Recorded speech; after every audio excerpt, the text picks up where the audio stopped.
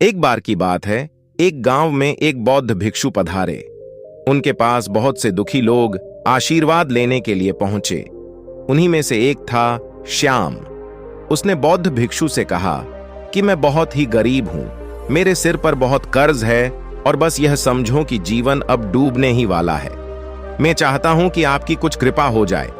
श्याम की बात सुनकर बौद्ध भिक्षु को उस पर तरस आ गया और उन्होंने उसे एक चमकीला पत्थर दिया और कहा कि यह कीमती पत्थर है, इसे बेचकर अपना कर्ज उतार लेना और जो बच जाए तो उससे मजे से जीवन गुजारना। अब यह तुम्हारे ऊपर है कि तुम इसे कितने में बेच सकते हो। राधे श्याम वहां से वह पत्थर लेकर चला गया और सबसे पहले उसने एक संतरे की दुकान वाले को यह पत्थर दिखाकर कहा कि यह रख लो, बहुत कीमती है, क्या दाम दोगे इसके? संतरे वाले ने देखा और कहा कि यह तो कोई मामूली पत्थर लगता है, फिर भी मैं इसके 100 रुपए दे सकता हूं। यह सुनकर वह आदमी निराश हो गया और उस पत्थर को लेकर चला गया। फिर वह एक फल विक्रेता के पास गया। वह थोड़ा जानकार था तो उसने कहा, महात्मा ने तुम्हें ये यूं ही दे दिया है, ये कोई खास पत्थर नहीं, फिर भी मैं तुम्हें 1000 रुपए दे सकता हूं। यह सुनकर श्याम फिर निराश हो गया और सोचने लगा कि इससे तो कर्जा नहीं चूकता होगा। फिर वह एक सब्जी वाले की दुकान पर गया। वो थोड़ा और भी जानकार था। उसने कहा कि वैसे तो यह कोई खास पत्थर नहीं, फिर भी यदि तुम चाहो तो मैं तुम्हें इसके 10,000 रुपए तक दे सकता हूं। यह सुनकर श्याम थोड़ा खुश हुआ, परंतु वह सोचने लगा कि इससे तो मेरा कर्ज भी नहीं उतरेगा, तो क्या करना इसे बेचकर। फिर वह एक बर्तन वाले के पास गया जो उसके जान पहचान वाला था।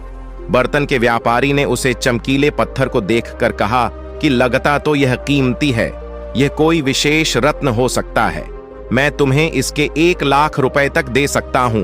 यह सुनकर श्याम सोचने लगा कि हो ना हो इसकी कीमत इससे भी ज्यादा होगा, इससे तो समझो मेरा कर्ज तो उतर ही जाएगा।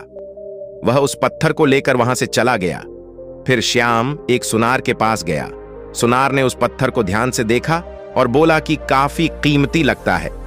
बहुत सोचने के बाद उसने कहा कि इसके ज्यादा से ज्यादा मैं तुम्हें 5,00,000 रुपए दे सकता हूं।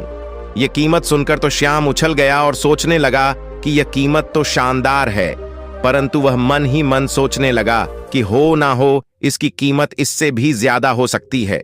तब वह उस अमूल्य पत्थर को लेकर एक हीरे के व्यापारी के पास गया। अब तक तो वह समझ चुका था कि यह कोई मामूली पत्थर नहीं है। हीरे के उस व्यापारी ने उस पत्थर को देखते ही चौंक कर कहा कि कहां से हाथ लगा तुम्हें यह पत्थर, यह तो बहुत ही कीमती है। चौंकने वाले भाव देखकर श्याम समझ गया कि अब आया हूं सही जगह पर। उस व्यापारी ने उस पत्थर को माथे से लगाया और कहा कि अब बताओ कितने लोगों इसके। यह सुनकर श्याम ने कहा, तुम कितने दोगे इसके? व्यापारी बोला 10 लाख। श्याम ने कहा, नहीं, पूरे 20 लाख लूंगा, बोलो मंजूर है? तब दोनों में बहुत बकवास हुई और अंत में 15 लाख में वह पत्थर बिका। बाद में व्यापारी बोला कि चलो सस्ते में सौदा हो गया। इस कहानी से सीख यह मिलती है कि अपनी कीमत समझो, खुद को कभी भी कम मत समझो। आप वह नहीं हैं जो दूसरे आपको समझते हैं, आप वह हैं जो आप खुद को समझते हैं। दूसरों के नकारात्मक विचार पर अपनी राय मत बनाओ। आप वह कर सकते हो जो आप चाहते हो, इसलिए अपनी कीमत हमेशा बढ़ाकर ही